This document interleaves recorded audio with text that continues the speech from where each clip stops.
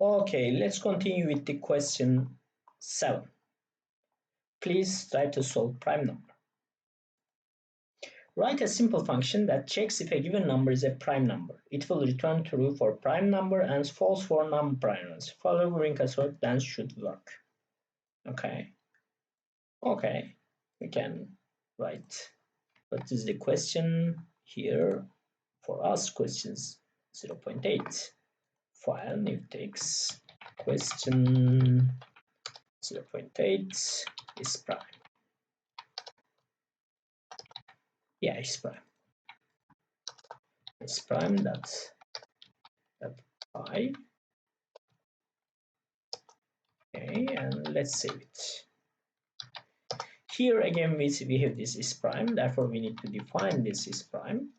Again it should take a number, and here let's say pass, do nothing for now, and let's see the result. It should return false or true since we have this asserts. Okay, what is the prime number definition? The prime number is divisible by itself only.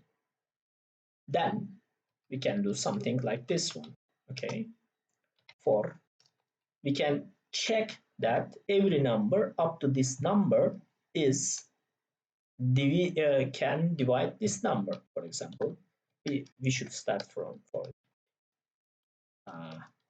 okay, divisor in range. We should start from 2 since trying to divide by 1 is always successful and it is not in the definition.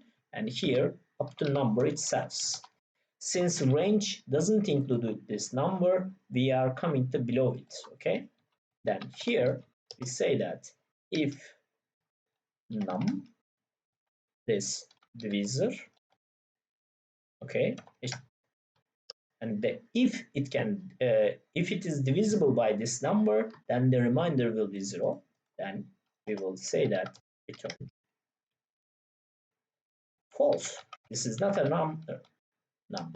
And for other parts, okay, we can write this else and return true to make it clear that if this is not returning something, we can returning true.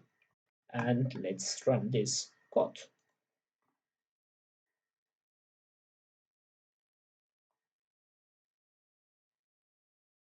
Yeah, let's see this solution and debug it.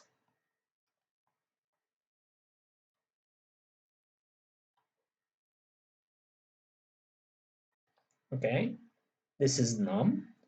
First divisor is 2. Num is 20. Divisible is 0. It is returning false. For 19, divisor is 2. It is not divisible by 19 is not divisible by 2, not divisible by 3, not divisible by 4, 6, 7, 8. It will go up to, okay, 18 itself. Okay, since this range is maximum up to this number, and when we go to 18, we are going from loop and return true. We can make this range part a little bit shorter to make it